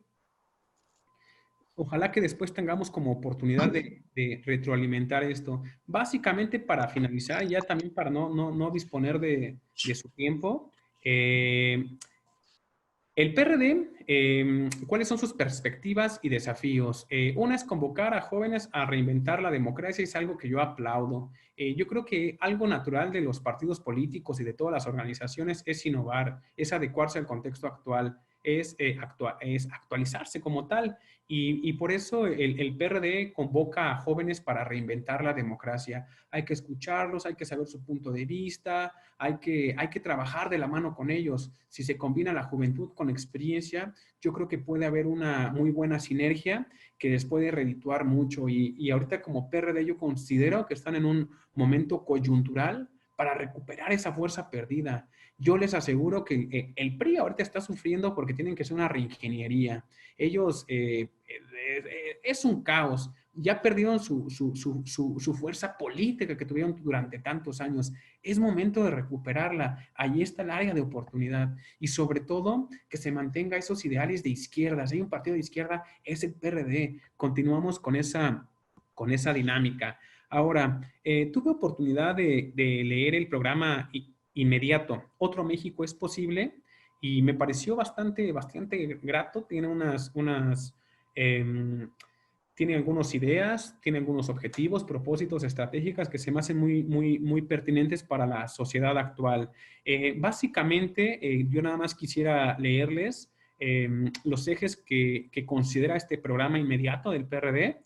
Uno es el modelo de crecimiento económico con igualdad, y el segundo es un Estado social y democrático de derecho. En el mismo documento se precisa la letra que lo que se pretende son crear las condiciones para garantizar salir de la pobreza, abatir la desigualdad, reconstruir el tejido social y poner en acción todos los recursos productivos, intelectuales y económicos que permitan impulsar un desarrollo nacional incluyente, orientado hacia el bienestar igualitario. Para ello, el PRD buscará un diálogo con todos los sectores de la ciudadanía. Recuerdan la importancia de la opinión pública que platicábamos la sesión pasada. Aquí están, con los empresarios, con las organizaciones sociales progresistas y con todos los individuos interesados en impulsar un proyecto democrático e incluyente de nación. Ya vamos a finalizar las líneas a seguir por parte del Partido de la Revolución Democrática. En términos generales son derechos individuales, sociales y colectivos, desarrollo sostenido, sustentable e incluyente. Aquí nada más quiero acotar, no es lo mismo sostenido que sustentable. Ojalá después tengamos la oportunidad de platicarlo. La reforma del Estado, la democracia en la sociedad y la integración mundial y cooperación internacional. Yo exhorto a los miembros del partido en continuar con siendo esta fuerza de oposición, siendo este contrapeso de la derecha, del poder conservador y está un área de oportunidad tremenda. Hay que innovar, hay que tomar en consideración la perspectiva de la gente, hay que adecuarse al contexto actual y yo estoy seguro que se puede retomar ese poder político que en su momento tuvo el PRD y que se ha ido mermando en los últimos años. Por último, yo quiero decirles que al leer esta presentación me sentí muy contento, muy feliz, porque a final de cuentas yo me he considerado desde que soy adolescente de izquierda, fui creciendo, según yo tenía ideas comunistas, ahora socialistas, ahora yo creo que más bien esta izquierda tiene que adaptarse a nuestro sistema económico actual y pues Sí, la verdad es que es muy gratificante siempre el poder hablar justo de estos temas. Cuando uno se identifica con una ideología política de izquierda, es como muy apasionado. En México tenemos la suerte y la desgracia también, si me permiten la expresión, de poder palpar estos dos extremos como gobierno. Hubiéramos deseado quienes militamos y somos miembros activos en un partido de izquierda como el PRD, el tener un gobierno diferente, un gobierno que fuera más sensible con la gente, donde una justicia social fuera realidad, donde no quedara únicamente en el papel, donde todas y todos fuéramos escuchados, donde todas y todos tuviéramos una voz. Y usted mencionaba, licenciado, una pregunta abierta hace un momento, ¿qué pensábamos de esa coalición de Al Frente por México? Yo estoy convencido que la propia dinámica y el devenir social que tenemos, no solo en México, sino a nivel mundial, toda la gente está cansada a veces de los partidos políticos, del discurso retórico, de escuchar siempre lo mismo, del que vas a ser feliz y todo va a estar bien, y no es cierto. La verdad de las cosas es que es muy complicado, no solo a nivel país, el poder generar políticas públicas porque interfieren muchas cuestiones. Pero yo estaba convencido y estoy convencido que el poder hacer un parlamento abierto, el poder tener voz, todas las fuerzas políticas, sí generaría un cambio. ¿Por qué? Porque justo eso es lo que busca la izquierda, que hay una democracia en el que todas las voces sean escuchadas, no porque pertenezcas a un sector menos favorecido o a un sector empresarial, debes de valer más o debes de imponerte sobre los demás. No debe de ser así. Para poder alcanzar una felicidad, para poder alcanzar un buen vivir, se necesita tener una representación, que tú como mexicano, como sociedad te sientas representado, que digas, esa diputada, ese diputado, ese regidor, ese gobernador o ese presidente me representa y va a velar por los intereses de todos, y no únicamente por unos cuantos. Y desafortunadamente es lo que nos pasó. Hoy la gente confió en un partido de izquierda, pero que es un partido emergente, donde se conglomeraron pues el aborto de todos los partidos políticos, donde ahí fueron a dar muchos que ya no eran bien vistos en sus partidos de origen, y al ser tanta la mezcolanza, no logran generar un partido consolidado, un gobierno con una óptica real, con un plan de trabajo palpable, y es ahí donde podemos ver que a pesar de haber tantas ideologías en ese partido, no estamos representados todos, no hay un camino claro, y sí estoy convencido, insisto, en que necesitamos tener una mayor apertura en la democracia, que todas las voces sean escuchadas, que todos tengamos una representación y que sí debe de haber mayor cantidad de la participación de los partidos políticos como instituciones transparentes, abiertos, porque es lo que nos sirve a todos para poderlos evaluar, pero la participación de la gente es importante, que nos pudiéramos dedicar a veces, y en este proceso electoral que se nos avecina, poder verificar las biografías de quiénes son los que están participando. No nos dejemos guiar por el partido político, que veamos los nombres de quiénes son los que están encabezando y la historia que todos representan, para que no nos alcance nuevamente nuestra historia y pasemos de nuestro voto de castigo a ser castigados con el voto. ¿Es cuánto? Muchísimas gracias. Qué bellas palabras, de verdad que a mí me motivan, me inspiran y coincido que la participación ciudadana es un aspecto sine qua non justamente para estos procesos y para un ejercicio adecuado de la democracia. Me parece que Nelly había levantado la mano. Nelly, por favor, ¿nos quieres compartir tu punto de vista? Sí, pues antes que nada, muchas gracias por este tipo de charlas. La verdad que es muy enriquecedor. y que resuelve muchas dudas que nos quedaban, claro, a los que llevamos dentro del partido, pues no tanto tiempo tal vez, ¿no? Pero que sí nos identificamos con la izquierda plenamente. Y bueno, respecto a lo que viene en 2021 y lo que decías de las alianzas con el Frente, lo que dijo el compañero anterior, pues yo considero que es muy importante que lo que nos afectó es lo que la historia ha marcado en el PRD, siempre nos afecta, que debemos de ser un partido más unificado, independientemente de las alianzas. Yo no considero que sea malo a realizar un frente, independientemente sea el Morena, PAN o quien vaya a ser. Es importante checar que la plataforma política pues coincida también con los ideales de izquierda, que no solamente nos dejemos comer por lo que quiere el otro partido. Hay que tener dignidad política también, ¿no? Y asegurarnos que la plataforma que vamos a defender todos los perredistas tengan en cuenta los ideales de izquierda, los derechos sociales, las libertades de las personas, ¿no? Que no nos dejemos llevar solamente por la economía, sino que veamos la estabilidad social, y pues que tratemos de ser un partido mucho más unificado que Morena, porque como dijo el compañero anterior, es un partido de nueva creación, que es como una mezcla de varias ideologías prácticamente, porque hay gente de todos los partidos, y hay que agarrar eso como un área de oportunidad que tenemos nosotros como perredistas, de que los que nos quedamos aquí estamos fuertemente identificados con este partido y con la ideología, sabemos la historia y no debemos de dejar que los sentimientos nos contradigan, ¿no? Hay que apoyar al partido, independientemente cuál sea la decisión, y hay que apoyar la plataforma política que vaya de acuerdo también con la propuesta que siempre ha tenido el PRD, ¿no? Como en el caso anterior con Anaya.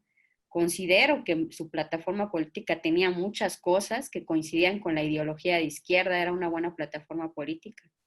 Y igual me llamó mucho la atención que defendieran el ingreso básico universal, que es un tema que el partido siempre en sus congresos trata, y que ahora se está tratando también con el ingreso mínimo vital, que es parecido, no es igual, pero pues es prácticamente un apoyo para todos los ciudadanos, y que considero que es una propuesta que debemos de seguir apoyando si queremos llegar a 2021. Y pues muchas gracias, compañero, por enriquecernos con su conocimiento. No, muchas gracias a ustedes. No sé si haya algún otro comentario que quieran hacer, compañeros, y de lo contrario sería ¿cuánto, licenciada Vania? Gracias, buenas tardes. ¿Micrófono? Sí, gracias. Agradecer al licenciado por la exposición. La verdad es que es bastante amena y enriquecedora. Más que veo que es una persona relativamente joven, pero la verdad es que quedo sorprendido por el conocimiento y el bagaje que tiene por estos temas. Es importante no perder los principios, no perder esa ideología que nos da pues, la identidad. Yo mencionaba en una sesión pasada, y lo vuelvo a mencionar en este momento, pues que el PRD está pasando por uno de sus peores momentos desde su creación. Si bien es cierto, nunca ha sido fácil, y digo fácil en comparación con los partidos que hoy en día gozan de toda esta historia y toda esta tradición de lucha que se vino desempeñando al interior del PRD. Al PRDismo le tocó pues, hacer frente a un partido autoritario, un partido represor, un partido asesino desde su génesis. Y en ese sentido, pues no le tocó a muchos compañeros que hoy militan en la otra izquierda, que actualmente está gobernando, pero esta parte yo es la que nos debe de identificar, la que nos debe de dar esa identidad para los futuros escenarios. Pero yo mencionaba que el PRD está enfrentando en este momento su extinción. Yo decía, y lo digo en este momento, que es una cuestión real. En la elección del 2018, el partido perdió su registro en 10 estados de la República, bastante preocupante. Y en esta elección que viene para el 2021, pues todas las encuestas dan, por ejemplo, de los 15 estados que van a haber elecciones en la República, pues 3 se los gana Morena, 2 los ganaría el PAN.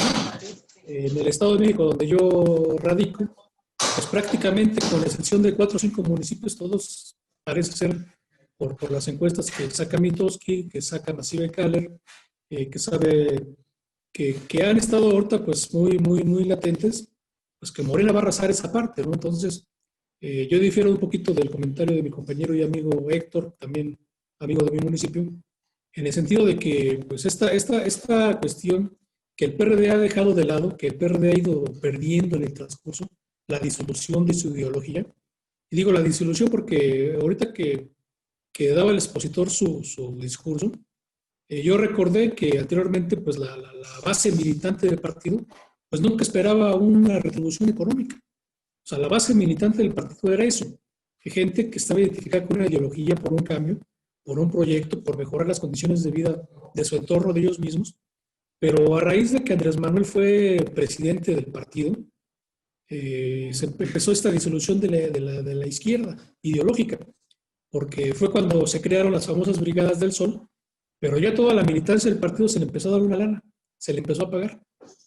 Y entonces ya la gente pues ya no veía esa cuestión ideológica, sino que lo veía más bien como una posibilidad de tener una chamba, de tener un ingreso, de tener una propuesta de alguna plaza más adelante.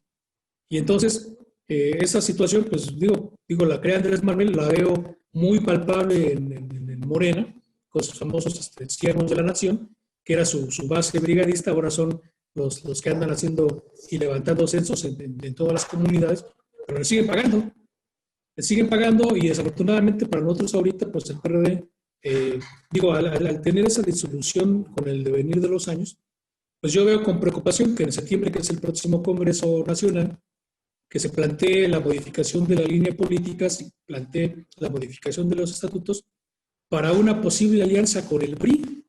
O sea, en el Congreso pasado, en el 2018, se hizo la modificación de estatutos para poder ir en una alianza con el PAN, que fue una alianza verdaderamente pues, terrible, fue una alianza donde no hubo ningún beneficio, más bien hubo una crucifixión por parte de la ciudadanía que no vio bien esa alianza, los resultados fueron terribles. Y ahorita se plantea una alianza con el PRI. Entonces decimos, pues, ¿cuál es la ideología que está planteando nuestra dirigencia actual en ese sentido?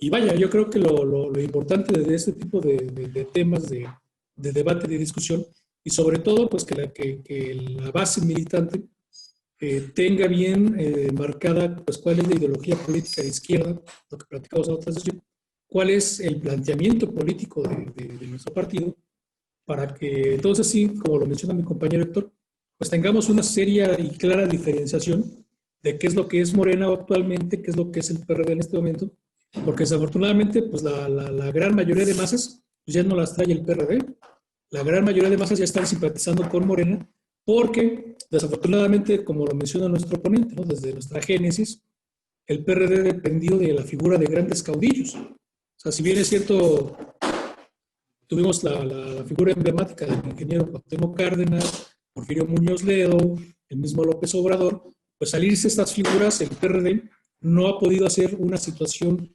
militante que le permita tener esa identidad ideológica con la ciudadanía. Y entonces, ¿qué pasa ahorita? Pues que Andrés Manuel se va, pues migra naturalmente la mayor parte de la población que se siente identificado, a lo mejor no con Morena, pero sí con López Obrador. Y López Obrador pues sigue siendo la bandera de Morena. Entonces, sería una contradicción de nosotros el decir, bueno, pues que Andrés Manuel está loco, Andrés Manuel está regando, Andrés Manuel está cometiendo muchos errores, porque él fue durante muchos años nuestra bandera. Por eso digo, pues una contradicción, porque la gente te cuestiona, oye, pero ¿por qué antes sí lo apoyabas, ahora le estás tirando? ¿Por qué antes sí estabas a favor y ahora como ya está en otro partido, pues tú estás cayendo en esa contradicción? Y desafortunadamente, digo, esa es la situación que se debe de capitalizar. Esa parte ideológica es la que se tiene que tener bien fundamentado, porque esta elección, como lo mencionan mis compañeros que nos antecedieron la palabra, pues no va a ser nada fácil. No va a ser nada fácil. Yo sigo repitiendo esa parte que el partido, por todos los errores que está cometiendo y sigue cometiendo, a partir de la semana pasada y esta se van a empezar a instalar las direcciones estatales que van a dirigir la vida del partido en todos los ámbitos, ya sea municipal, estatal, nacional. Pero vaya, esta parte que yo menciono, con los principios ideológicos de la izquierda que nos identifican, pues yo sigo viendo que se ha ido diluyendo, yo sigo viendo que se ha ido perdiendo, y quienes tienen la oportunidad de la toma de decisiones, que son los que van a dirigir los destinos políticos de lo que queda del PRD, pues yo espero que tomen las decisiones acertadas en función de seguir retomando estos cursos. A mí me daría mucho gusto que los dirigentes nacionales estuvieran tomando estos talleres, que los dirigentes nacionales estuvieran pues viendo que realmente pues lo que están haciendo ahorita no es lo que nos ha venido identificando. Y entonces los que estamos ahorita, que aquí nos interesa, pues la base militante de la izquierda, pues desafortunadamente vemos con gran preocupación y con gran desilusión que nuestros líderes, lejos de incentivar ese tipo de situaciones, pues están inmiscuidos en otros temas, ¿no? Yo celebro mucho, yo conozco al maestro Arcadio, que es quien, pues a pesar de todas las dificultades que ha tenido de presupuesto, a pesar de todas las dificultades que ha tenido de no contar con el apoyo y el respaldo de gran parte de la dirigencia nacional, pues aún se sigue dando la tarea, pues a seguir reproduciendo estos talleres, que yo digo, no los echemos en saco roto. Yo espero que la dirigencia nacional y en los estados pues sigan promoviendo la participación de la militancia activa, porque desafortunadamente yo veía un ejemplo en otra sesión en donde se hacía una comparación con el PAN. Y yo digo, en el PAN, para que tú seas militante, pues tienes que chutarte 6 meses de cursos, tienes que chutarte 6 meses de andar haciendo actividades de militancia, lo que es la verdadera militancia, para poder ser un miembro activo y pueda ser considerado algún cargo de dirección o de representación en ese partido. Y del PRD no. El PRD dice, sabe tu credencial, te afilio y ahora ya eres PRDista. Entonces yo creo que esa parte de identidad ideológica que durante muchos años se venía realizando se ha ido diluyendo. Pero vaya, ¿no? Yo creo que a los que todavía nos interesan, como mencionan mis compañeras, ¿no? Los que estamos convencidos de que un proyecto diferente puede ser viable, que es viable porque vemos que quienes nos prometieron un cambio a 2 años de su gobierno, pues no se ha visto palpable, no se ha visto realizado. Yo espero que por el bien de todos pues se puedan corregir los rumbos y los destinos de este país. Pero vaya, ¿no? Y desde la parte que nos toca de identidad, pues yo creo que es importante seguir retomando estos talleres, estos cursos. Yo espero que la dirección nacional siga invitando más académicos, que también es una parte que ha estado totalmente alejada del PRD. Teníamos un académico ahí, presidente, que fue Agustín Basabe, que dijo, no, pues a mí esto no me gusta la política de las tribus, y ahí nos vemos, ¿no? Se nos votó la dirigencia nacional como si fuera cualquier cosa. Pero yo veo gente muy preparada, lo felicito, profesor. Veo gente académica que sí le interesa, que tiene todo ese bagaje, y sobre todo, pues que está interesado, ¿no? En cambiar las condiciones actuales, que conoce y no tan fácil, pues, no, pues vente para acá en Morena, porque en Morena somos los puros, en Morena, como decía mi compañero Héctor, pues sí son los desechos de los demás partidos, pero desafortunadamente, pues la gente no lo ve así, ¿no? La gente piensa que son los redentores, piensa que son los salvadores, y en ese sentido, pues seguir invitando, ¿no? A la dirigencia y a la coordinación de estos talleres, que se haga masiva la invitación y la difusión de este tipo de talleres, porque es importante la formación cotidiana, digo, independientemente de lo que uno se dedique, la formación política es continua, es permanente, y en la creación del conocimiento yo creo que todos aprendemos día a día de los saberes de los demás compañeros. Gracias. Muchísimas gracias por su comentario, compañero Jaime. No sé si alguien tenga algún otro comentario que quieran compartirnos, y de lo contrario, licenciada Vania, con esto daríamos por finalizado, y nuevamente agradezco a todos su tiempo, su atención y pues el interés que tienen sobre estos temas.